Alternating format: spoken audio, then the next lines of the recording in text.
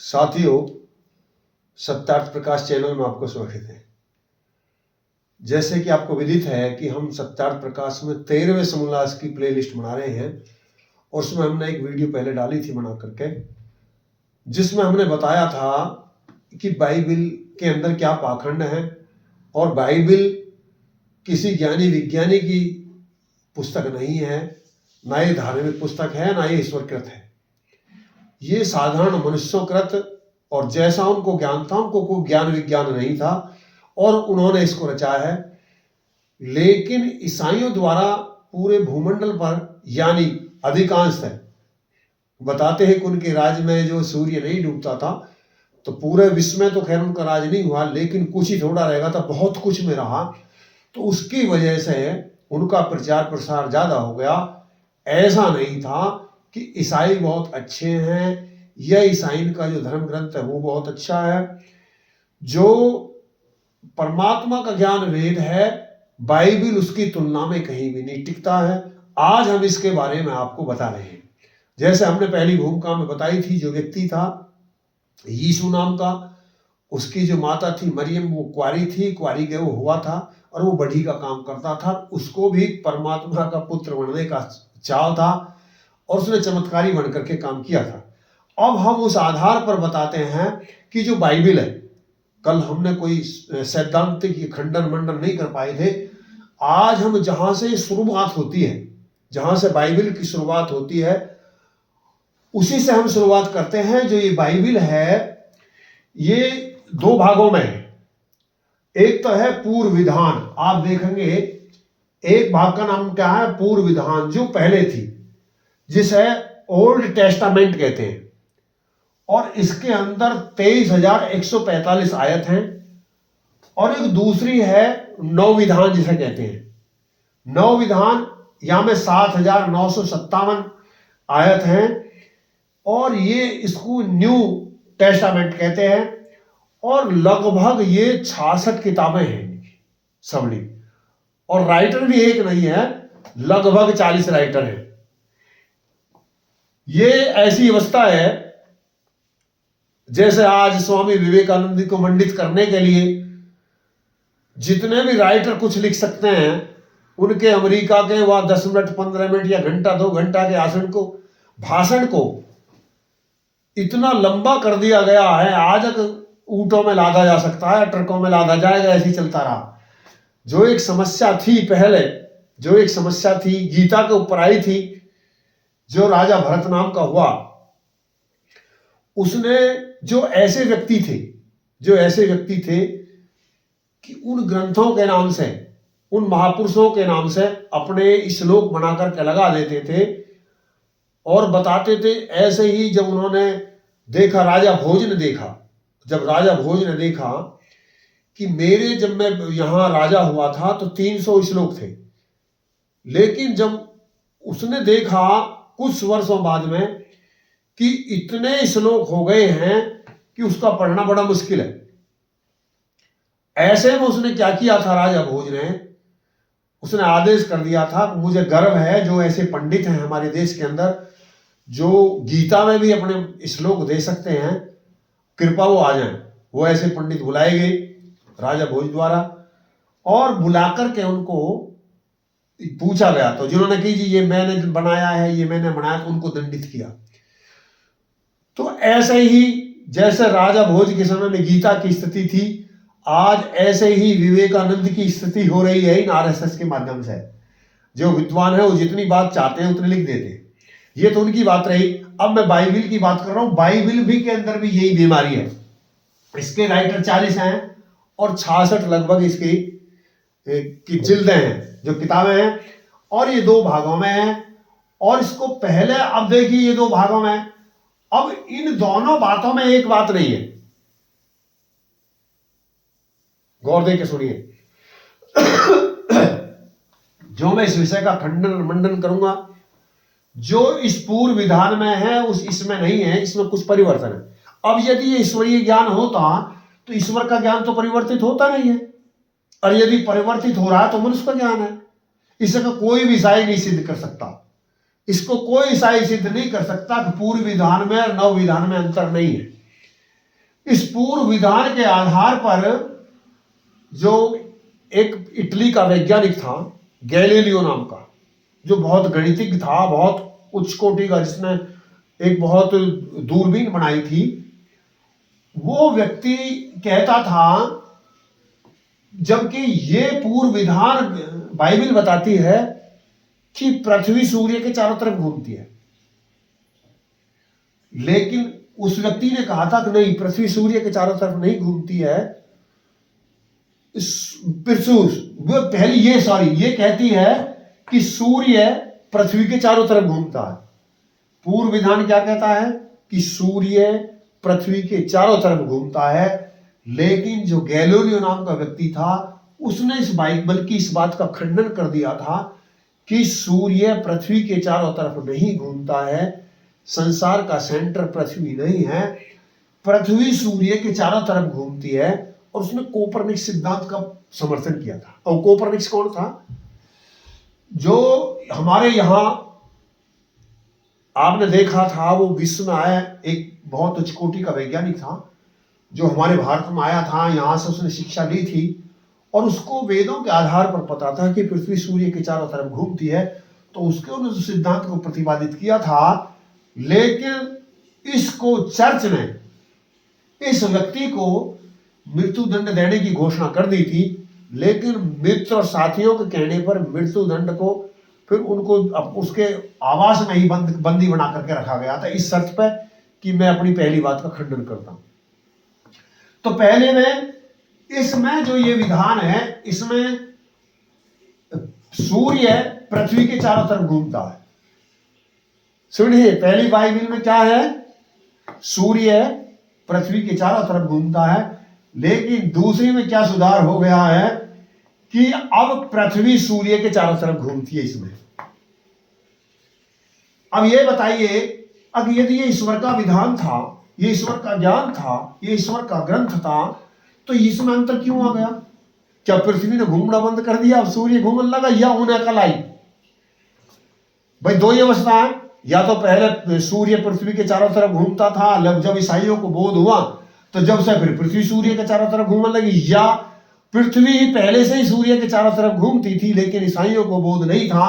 पहले उन्होंने गलती से ये मान लिया था कि सूर्य पृथ्वी के चारों तरफ घूमता, लेकिन जब उनको विज्ञान का पता लगा और वेद का पता लगा तो उन्होंने कहना शुरू कर दिया पृथ्वी सूर्य के चारों तरफ घूमती है। जिस बात के लिए दंडित किया गया था गैलीलियो को, वो बात गलत थी, चर्च की बात गलत थी। तो ये जो दो भाग है मैंने इसका वर्णन किया है। अब जो इनकी बाइबल है, जैसे मैंने बताया उसके अनेकों ग्रंथ हैं, और उन अनेकों ग्रंथों में जो उनकी उत्पत्ति की तौरेत उत्पत्ति है, इसके हम आधार पर हम बताते हैं आपको। अब हम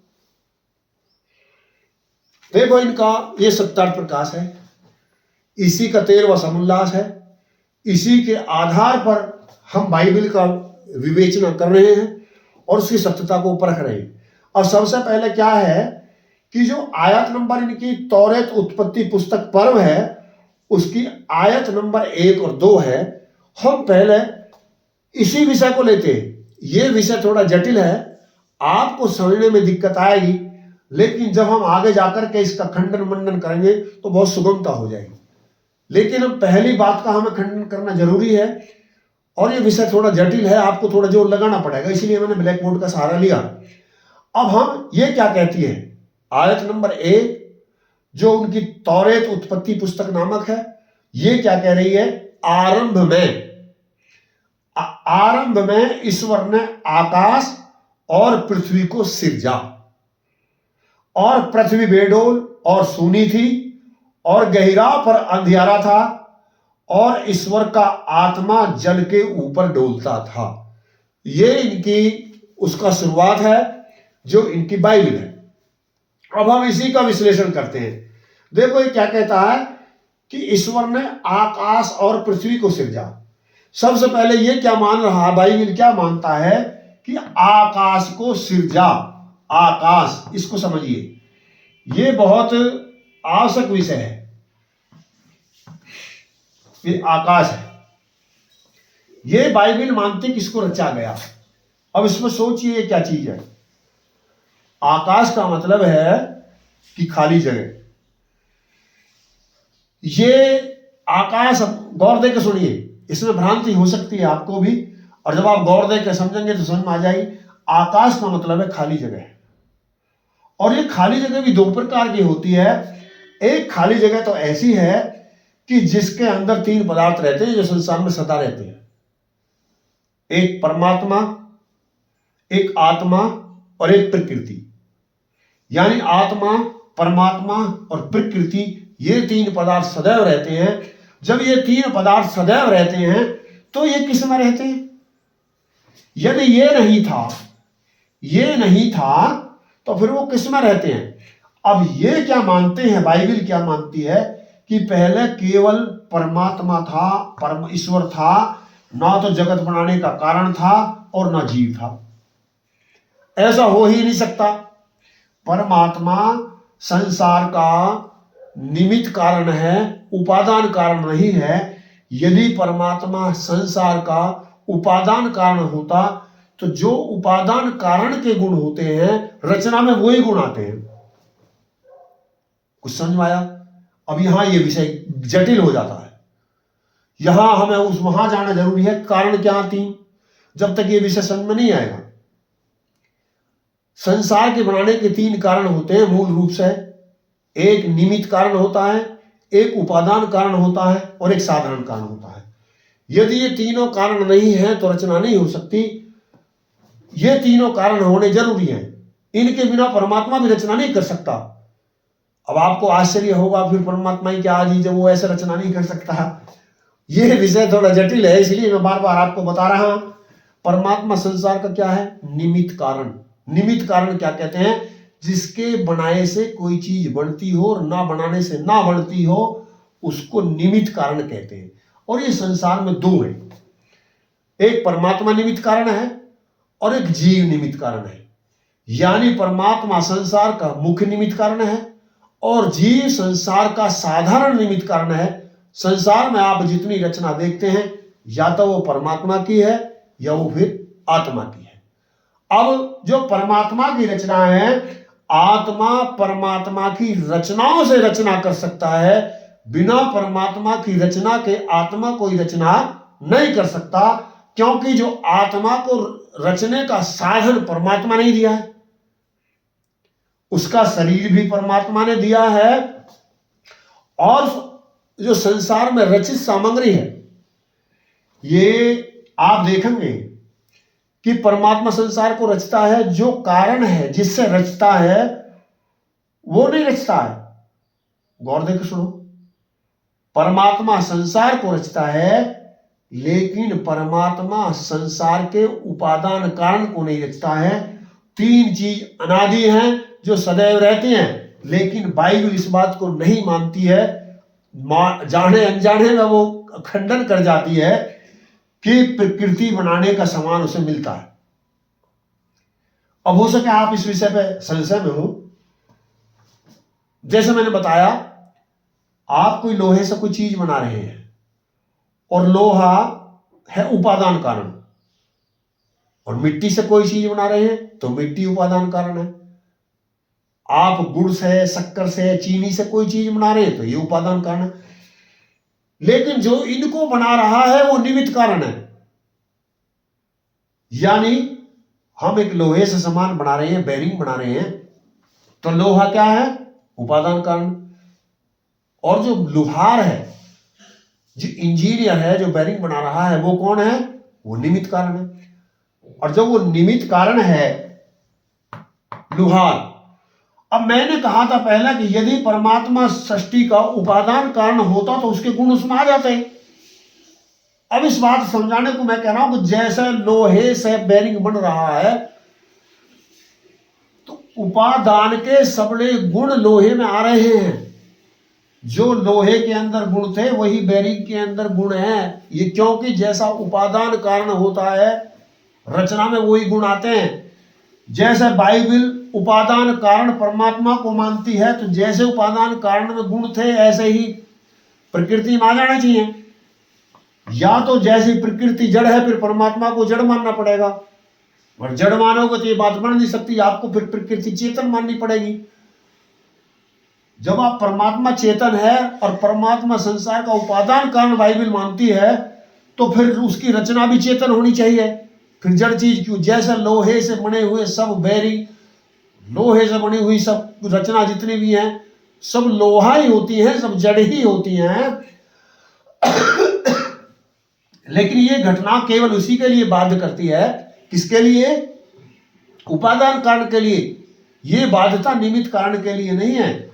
जो लोहार लोहे से चीज बना रहा है, सुनार सोने से चीज बना रहा है, एक हलवाई मिठाई जो बना रहा है, उसमें जरूरी नहीं है कि हलवाई के गुण उसमें आए, क्योंकि वो निमित्त का कारण है। विशेष समझ में आया? यदि हम बाइबल की इस बात को मान लेते हैं, बाइबल की इस बात को मानते हैं कि संसार का उपादान कारण भी परमात्मा है, तो कोई व्यवस्था बन नहीं सकती। और ये विज्ञान की बात है, इस बात को वेद विज्ञान ही समझा सकता है, ये जनसाधारण मनुष्य को नहीं समझ सकता। ये किसी बाइबल वाले की बात समझ में पहले तो नहीं आई थी, आज शायद आ जाए, आज आ जाएगी, आज आएगी। तो ये निमित्त कारण उपादान कारण, परमात्मा संसार का क्या है? निमित्त कारण है, उपादान कारण नहीं है। उपादान कारण के गुण रचना में आ जाते हैं। इसीलिए जो वो कहते हैं, अब जो हमारा ये विषय है, जब ये तीन कारण सदैव हैं, उपादान कारण सदैव था, परमात्मा उपादान कारण नहीं हो सकता। जब उपादान कारण परमात्मा नहीं हो सकता तो वो पहले से थी, और परमात्मा पहले से था, और आत्मा या जीव पहले से थी। जब ये तीन चीज पहले से थी तो ये किसमें थी? ये है विषय आकाश। भाई कोई भी पदार्थ कहां रुकेगा? जगह नहीं होगी तो काहे में रुकेगा? अब यदि बाइबल ये मानती है कि इसने आकाश को सिरजा, तो यह का मतलब आकाश तो था नहीं। अब आकाश नहीं था तो जगह में नहीं था, पदार्थ नहीं था। अब एक प्रश्न यहां मुख्य उभर करके आता है कि जब आपका बाइबल, आपका ईश्वर पृथ्वी को सृज रहा था, आकाश को बना रहा था, तो क्या पहले सृष्टि नहीं थी? या पहले पृथ्वी नहीं थी? या जो ईसाइयों की बाइबल ने सृष्टि बनाई, पृथ्वी बनाई, आकाश बनाया, वो कहीं अलग बनाया? और फिर पहला कहां गया? इसका कोई नहीं, तेरी भी बंद और मेरी भी बंद। कोई भी ईसाई इस बात का जवाब नहीं दे सकता, और यदि दे सकता है तो कृपा दे। मैं इस आधार पर सुनिए, यदि पहले पृथ्वी थी, पहले पृथ्वी थी, तो फिर बाइबल के रचयिता ने कहां रची? नहीं आती बात सुनने? भाई यदि पहले पृथ्वी थी तो फिर बाइबल वाले की ये बात झूठी होगी कि उसने रची। और यदि हम इस बात को मान लेते हैं कि बाइबल के रचयिता ने रची, तो बाइबल का रचयिता कुल 1400-1500 साल बाइबल को रचे हुए हैं। ज्यादा से ज्यादा 2200 साल मान सकते हैं, जब तक अस्तित्व में नहीं है, शनि जब तक आया है। या आप यहूदियों को भी मान लेंगे, भाई यहूदियों ने भी रची थे, कितने साल मानेंगे? ज्यादा से ज्यादा आप 4000 मान लेंगे, 5000 मान लेंगे। लेकिन वेद तो क्या कहता है कि जो हमारा सृष्टि है 1 अरब 96 करोड़, जो मानव सृष्टि है 1 अरब 96 करोड़ 8,53,124 वर्ष होने जा रहे हैं। तो 123 वर्ष पूरे हो रहे हैं, अब 24वां चलने जा रहा।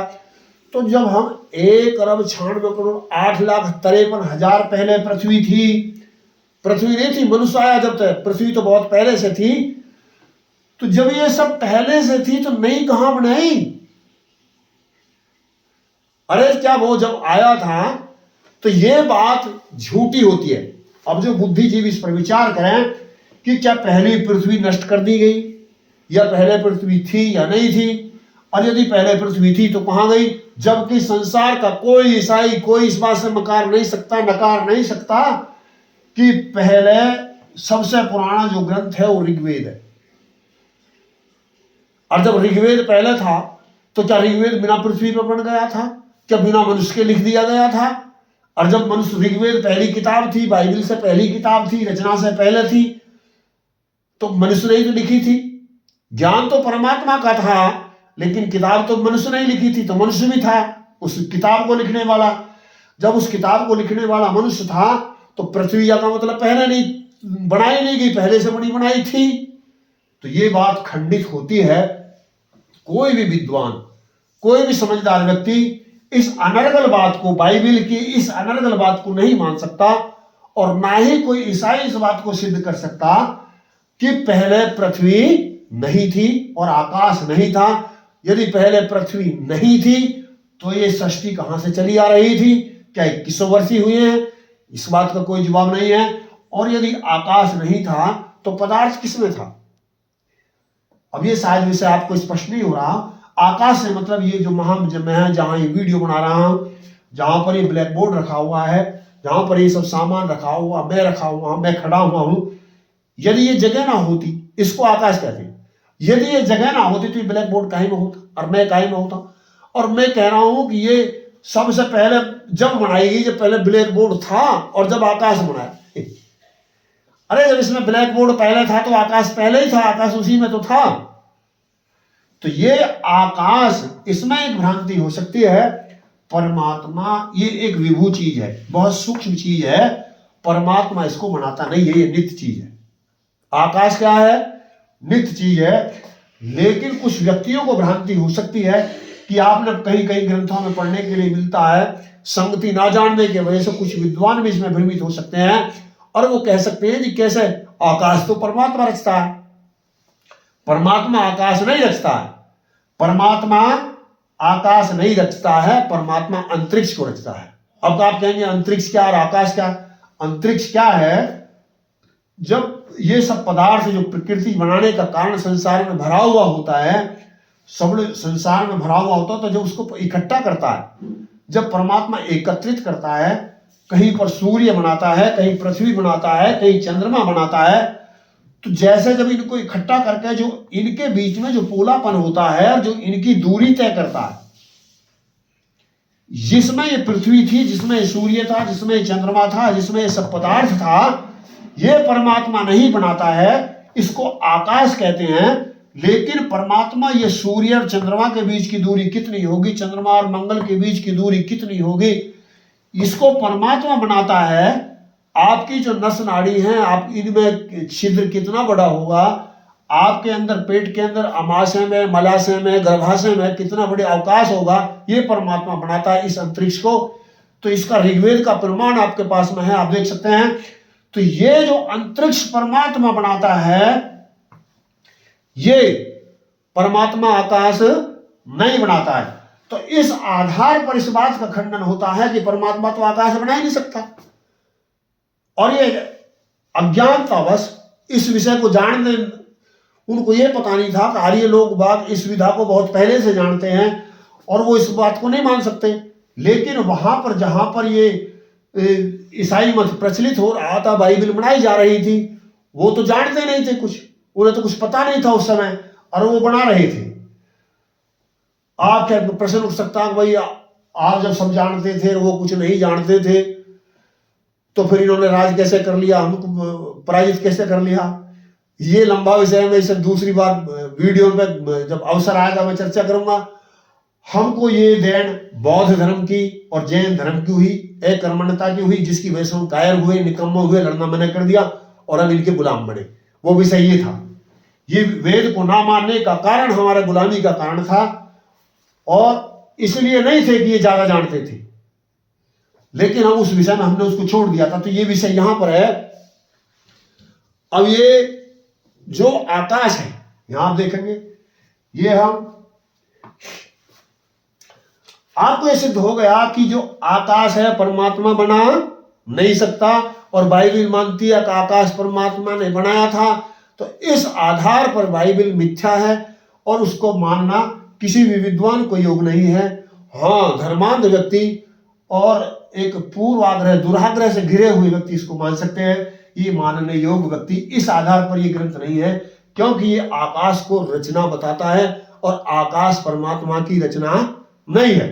अब जो ये दूसरा इसी में ये बात कहता है कि पृथ्वी को सृजा और पृथ्वी बेडोल थी, पृथ्वी बेडोल थी। ये ईसाई परमात्मा की रचना पर भी विश्वास नहीं करते हैं। क्या कर रहे हैं? ईसाई परमात्मा की रचना पर भी विश्वास नहीं करते हैं। ये कहते हैं कि पृथ्वी बेडोल थी। पृथ्वी बेडोल और सुडोल। सुडोल का मतलब जो चीज जैसे होनी चाहिए, जैसे मेरा शरीर सुडोल है। जो रचना परमात्मा की है वो सुडोल है, उसमें कोई भी अनावश्यक चीज नहीं है। परमात्मा का ज्ञान एक रस है, वो कोई आविष्कार नहीं करता, कोई परिवर्तन नहीं करता, कोई परिवर्तन नहीं करता, केवल मनुष्य परिवर्तन करते हैं। ये भी यदि परमात्मा का ज्ञान होता बाइबल, तो इसमें भी इन्हें परिवर्तन करने की आवश्यकता नहीं होती। जैसे पहले बताते थे सूर्य पृथ्वी के चारों तरफ घूमता, लेकिन अब इन्होंने सुधार करके क्या किया कि पृथ्वी सूर्य के चारों तरफ घूमती है। तो ये परिवर्तन और परिवर्धन किस में होते हैं? मनुष्यों के ज्ञान में होते हैं। क्योंकि हम अनेक मकान बनाते हैं, आज इस तरह बनाते हैं, कल वो बेकार हो जाता, हम दूसरी तरह बनाते हैं, क्योंकि हम अल्पज्ञ हैं। प्रकृति क्या है? अज्ञ है। जीव क्या है? अल्पज्ञ है। और परमात्मा क्या है? सर्वज्ञ है। तो जो परमात्मा की रचना है वो बिल्कुल उनमें कोई सुधार नहीं होता। कभी मनुष्य की पूछ नहीं थी, जो एक कल्पना करते थे ईसाई लोग बाग, अब पहले मनुष्य की पूछ थी, वो विकासवादी था, आहिस्ता आहिस्ता उसकी पूछ खत्म होगी। कभी उसके पूछ नहीं थी, ना कभी पूछ उसके होगी। वो जैसी परमात्मा ने रचना की, इसी कल्प में नहीं। जैसे दिन आता है, दिन के बाद रात आती है, ऐसी सृष्टि के बाद प्रलय, प्रलय के बाद सृष्टि। परमात्मा का रचना का ज्ञान सदैव बना रहता है। कोई रचना रोज होती रहती है, कोई रचना महीना में होती है, कोई रचना साल भर में होती है, कोई रचना सदियों में होती है, कोई कल्पों में होती है। जैसे सूर्य पृथ्वी रोज नहीं बनाए जाते, कुछ चीज जैसे मुर्गी का अंडा रोज बनता है, या आपके अन्न 6 महीने में 3 महीने में बनकर तैयार हो जाते हैं, जैसे कुछ फल 3 महीने में, कुछ वर्ष में तैयार होते हैं। तो ऐसी ही जो परमात्मा की रचने की व्यवस्था है वो अलग अलग है, उसे पूरा ज्ञान विज्ञान उसका है। तो ऐसे में पृथ्वी कभी बेडोल नहीं हो सकती। लेकिन ये ईसाई परमात्मा की रचना पर ही विश्वास नहीं करते। ये पृथ्वी को क्या बताई बाइबल ने? अब वो बेडोल थी, और जब वो बेडोल थी, वो बनाना नहीं जानता, तो उसने घटिया पृथ्वी बना दी। तो बनाने वाला कैसे ठीक हो सकता है? वो कभी ठीक नहीं हो सकता। जबकि वेद कहता है कि परमात्मा सर्वज्ञ है, उसकी रचना में कोई भी दोष नहीं है। इसलिए बाइबल के मानने वालों को वेद की बात मान लेनी चाहिए, क्योंकि परमात्मा आकाश को नहीं रच सकता और वो उसकी रचना में कोई भी दोष नहीं हो सकता। यदि पृथ्वी बेडोल थी तो फिर ईसाई ने क्या सुधार कर दिया? जो परमात्मा की रचना बेडोल थी, ईसाइयों के शरीर बेडोल थे, जिन्होंने बता दिया कि पूछ थी उस समय। यदि पूछ थी और खत्म हो गई, तो फिर इन्हें लगभग 2-2.5 हजार साल हो गए खतना कराते कराते। इनके अपने आप खतना होकर के क्यों नहीं आ रहे? क्यों कराना पड़ता? भाई यदि सुधार करते करते पूछ खत्म हो जाती, तो सुधार करते करते खतना की भी तो जरूरत नहीं रहती। और जब तक सदियों चली जाए, जब तक दुनिया रहेगी, ये खतना करते रहो, कभी खतना हुए नहीं पैदा हो सकते, क्योंकि परमात्मा की रचना में कोई कमी नहीं है। जैसे यहां एक बात मुझको समझ आ रही है, एक दर्जी पजामा सी करके देता है, और वो सी करके जिस पहनने वाले जिसने पजामा सिलवाया था उसे दे देता है, लेकिन वो जिसको पजामा दिया गया उसको पजामा का बोध नहीं था। पजामा कैसा होता है? वो बिल्कुल ठीक पजामे को भी कटवा देता है। पजामा तो काटा जा सकता है, बनाने वाले ने बना करके दे दिया। अब प्रश्न ये उठता, क्या जिसने सिया था वो गलत था, या जिसने पजामा पहनना था जिसने कटवा दिया वो गलत था? दोनों में दोनों ठीक नहीं हो सकते। दोनों ठीक नहीं हो सकते, एक गलत जरूर है, या तो पजामा सीने वाला गलत है या पजामा की पहनने वाला गलत है। तो हम मानते हैं कि पजामा का जो पहनने वाला है वो गलत है, जो पजामा का सीने वाला वो गलत नहीं है। ये कहते हैं पजामा का बनाने वाला गलत है, उसने पजामा गलत बनाया था, हमने इसलिए कटवा दिया।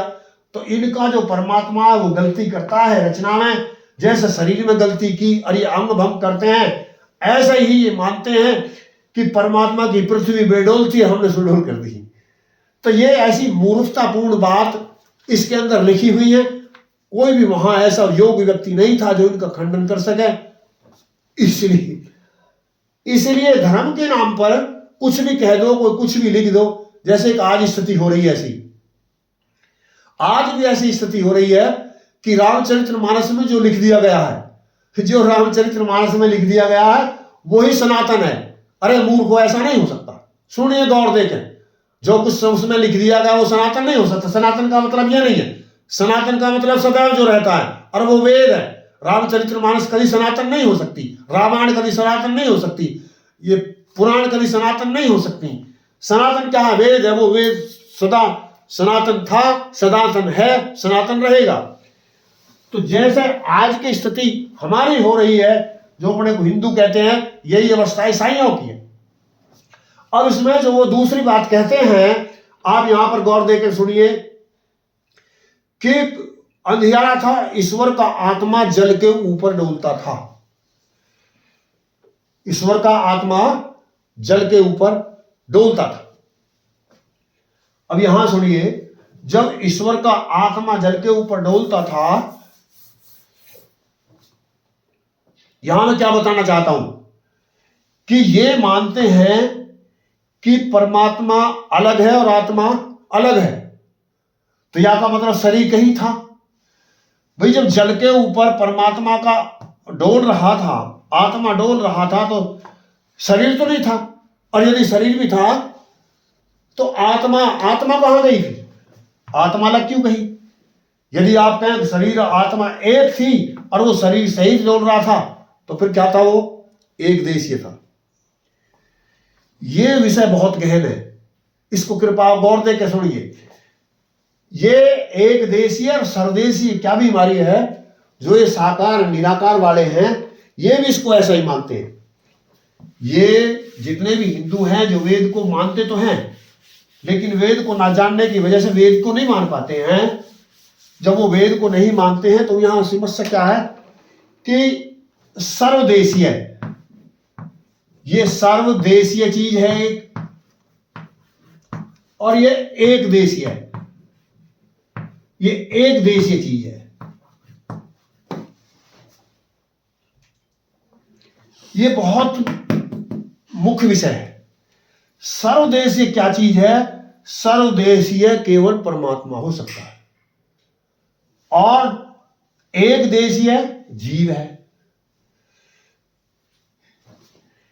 आप कहेंगे कि इसकी आवश्यकता क्या है, इसकी व्याख्या क्यों कर रहे हैं? यही तो आधार है। परमात्मा में जीव में जो अंतर करता है, जो हमारे वेदांती के नाम से, वेदांत दर्शन के नाम से अपने अनुरूप उन्होंने अनुचित भाष्य कर लिए हैं और दुनिया को बहका रहे हैं, खुद बहके हुए हैं। वो द्वैतवाद को मानते हैं, यानी त्रैतवाद नहीं है। आत्मा ही परमात्मा बन जाती है, ऐसा कभी नहीं हो सकता। ये पूरी मूर्खतापूर्ण बात है। जैसे बाइबल के अंदर गलती है, ऐसे ही इन हमारे व्यक्तियों के अंदर भी गलती है जो द्वैतवाद मानते हैं। ईसाई भी द्वैतवाद मानते हैं, मुसलमान भी द्वैतवाद मानते हैं, हिंदू भी द्वैतवाद मानते हैं, लेकिन आर्य समाज क्या मानता है? त्रैतवाद और त्रैतवाद ही है।